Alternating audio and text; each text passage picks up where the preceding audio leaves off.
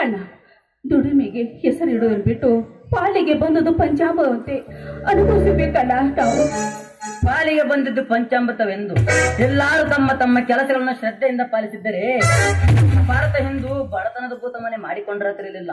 ಪ್ರತಿಯೊಬ್ಬನು ತನ್ನ ಸ್ವಾರ್ಥ ಸಾಗರದ ಮತನಗೈದು ಅದರೊಳಗಿನಿಂದ ಹುಟ್ಟಿದ ಲಕ್ಷ್ಮಿಯನ್ನು ಮೋಹಿಸಿ ಮನ ಮೋಹಕ ಜೀವನವನ್ನು ಸಾಗಿಸುತ್ತಿರುವಾಗ ನಾನೇಕೆ ನಿಸ್ವಾರ್ಥಕ್ಕಾಗಿ ಚಿಂತಿಸಲಿ? ಅಣ್ಣ, ಎಲ್ಲರೂ ಸ್ವಾರ್ಥಗಳು ಅಲ್ಲಣ್ಣ. ನಮ್ಮ ದೇಶದಲ್ಲಿ ಇಂದಿಲ್ಲ ನಾಳೆ ನಮಗೆ ಆ ಜೀವನ ಸಿಗ್ತಿದೆ ಅಣ್ಣ, ಚಿಂತಿಸಬೇಡ. ನೋಡಿ ಅಣ್ಣ, ಮಹಾತ್ಮ ಗಾಂಧಿ ದೇವ್ರನ್ನು ಯಾವತ್ತಿದ್ದರೂ ಇಂದಿಲ್ಲ ನಾಳೆ ನಮ್ಗೆ ಕಣ್ಣು ತೆರೆತಿದೆ. ಕೊನೆಗೆ ಆ ನಿಸ್ವಾರ್ಥಿ ಮಹಾತ್ಮನಿಗೆ ದೊರೆತದ್ದು ಸ್ವಾರ್ಥಿ ಒಬ್ಬನ ಗುಂಡಲ್ಲವೇ? ಇದೇ ಅಲ್ಲವೇ ನಿಸ್ವಾರ್ಥಿ ಜೀವನಕ್ಕೆ ಸಿಕ್ಕ ಪ್ರತಿಫಲ? ನೋಡು ಕಮಲ, ಜೀವನ ಇರುವುದೊಂದೇ. ಮುಂದೆ ಹುಟ್ಟುವ ಭರವಸೆಗೆ ಇಲ್ಲ, ನಾಳೆಯವರೆಗೂ ಬದುಕುವ ಗ್ಯಾರಂಟಿ ಇಲ್ಲ. ಇಂತಹ ಜೀವನ ಸಿಗಲು ಅಮೂಲ್ಯ ವೇಳೆ ಎಂದು ನ್ಯಾಯ ನೀತಿ ಎಂದು ಕಾದು ಕುಳಿತು ಹಾಳು ಮಾಡಲು ನನಗಿಷ್ಟವಿಲ್ಲ. ಇಂತಹ ಜೀವನದಲ್ಲಿ ಆಸೆಗಳನ್ನು ಅನುಭವಿಸುವನೇ ಅತಿ ಜಾಣ. ಆಸೆಗಳನ್ನು ಅನುಭವಿಸಲು ಅನ್ಯಾಯದ ಹಠಬೇಕು. ಅನ್ಯಾಯ ಮಾಡಬೇಕಾದರೆ ಮಾನ ಮರ್ಯಾದೆಯನ್ನು ಮಾರಿಕೊಳ್ಳಬೇಕು. ಅಂದರೆ ಆಸೆಗಳನ್ನು ಯಾವತ್ತಿದ್ರು ನೀನು ಈ ಆಸೆಗೆ ಬೆಲೆ ಹಾಕುತ್ತೇವೆ? ಬೇಡ ಅಣ್ಣ, ಬೇಡ. ದೊರೆಯುವ ಹಣ ಸಿಗುವ ಸುಖಕ್ಕಾಗಿ ಮಾಡಲು ಸಿದ್ಧನಿರುವೆ. ಹಾಗಾದ್ರೆ ಮುಂದೆ ನಮ್ಮ ಮಾರ್ಗದರ್ಶರ ಅಂತವರು ಯಾರಣ್ಣ? ಇದ್ದಾನಲ್ಲ ಇನ್ನೊಬ್ಬ ನಾನಿನ ಚಂದ್ರಣ್ಣ. ನ್ಯಾಯ ನೀತಿ ಎಂದು ಕರ್ಮ ಜೀವನವನ್ನು ಸಾಗಿಸುತ್ತಿರುವ ಧರ್ಮಿ ಅವನೇ ನಿನ್ನ ಮಾರ್ಗದರ್ಶಕ. ಅಂತಿ ಲಾಲದ ರಕ್ಷಕ. ನೋಡು, ಇಂತಿಲ್ಲ ನಾಳೆ ನಮಗೆ ಆ ದೇವರು ಪುಣ್ಯ ಕೊಡ್ತಿದ್ಯಾಣ, ನೀನು ಚಿಂತಿಸಬೇಡ. ಈ ನಿನ್ನ ಬಾಲಸ್ಯ ಉಪದೇಶಕ್ಕೆ ಮರಳಾಗುವ ಬಾಲಕ ನಾನಲ್ಲ. ನಾ ಕಾಣುವ ಕನಸು ನನಸಾಗಬೇಕಾದರೆ, ಪಿತ್ರಾಜಿತ ಸ್ವತ್ತನ್ನು ಮರಳಿ ಪಡೆಯಬೇಕಾದರೆ ನಾನೇ ಈ ಮನೆಯನ್ನು ತೊರೆಯಲೇಬೇಕು. ನಾನಿನ್ನು ಬರವೆ ಕಮಲ, ನಾನಿನ್ನು ಬರವೆ. ಇಲ್ಲೇನ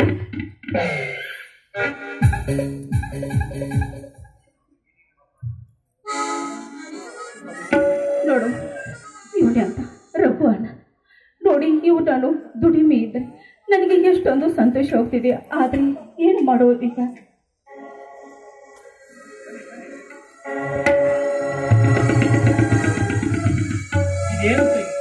ಅದನ್ನೇನು ಚಿಂತಿಸುತ್ತಿರೋ?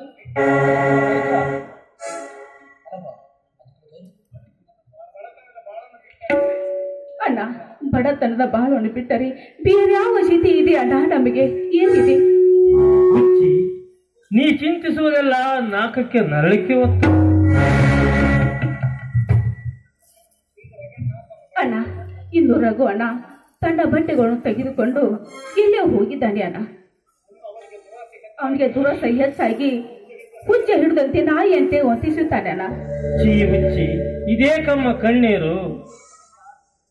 ಹೂದೋಟದಲ್ಲಿ ಹಾರುತ್ತಿರುವ ಪತಂಗ ಹದ್ದಿಯವರಿಗೆ ಮರಳಾಗಿ ಹೋದಂತೆ. ಅವನೀಗ ಹಣದ ಹುಚ್ಚಿನಲ್ಲಿ ದುರಾಸೆಯದ ವಾಗ್ನೆಯಲ್ಲಿ ಮುತ್ತಿಸಿ ಮೈ ಸುಟ್ಟುಕೊಂಡಾಗಲೇ ಅವನಿಗೆ ಅರಿವಾಗುವುದು ದುರಾಸೆ ಎಂದರೆ ಏನಂದ್ರೆ.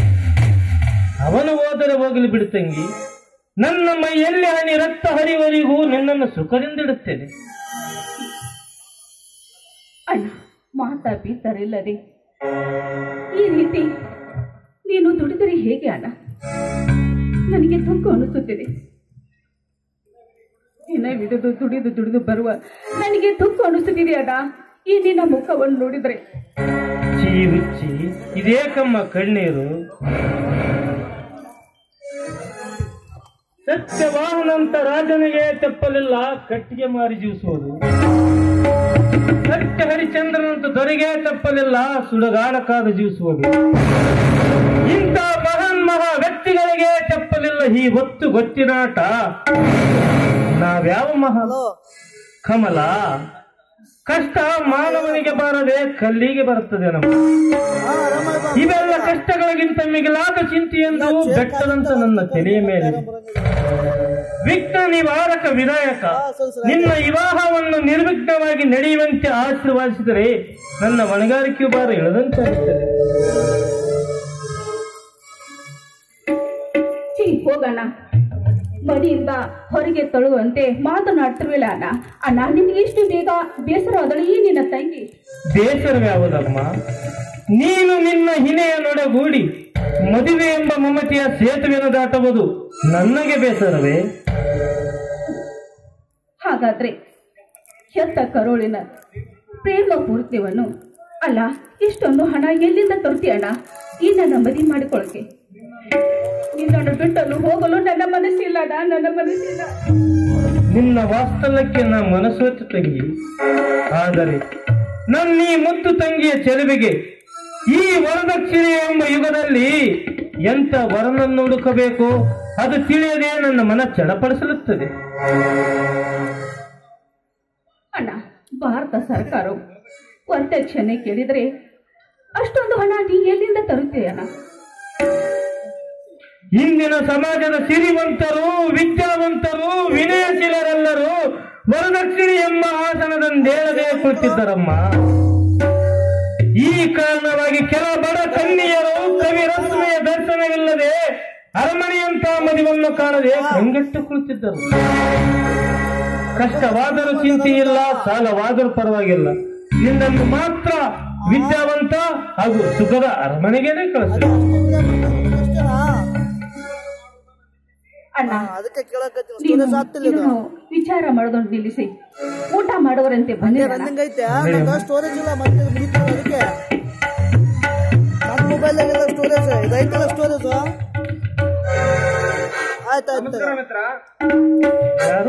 ವಿಜಯನೇ, ಓ ನಮಸ್ಕಾರ. ಈ ನಿಶಾ ವೇಳೆಯಲ್ಲಿ ಯಾಕೋ ರವಿ ಮೂಡಿದಂತೆ ಆಯ್ತಲ್ಲ? ಇದೇನು ನಿಶೆ ವೇಳೆಯಲ್ಲಿ ರವಿ ಮೂಡುವುದೇ? ಅಲ್ಲಲ್ಲ, ನಿಶೆಯ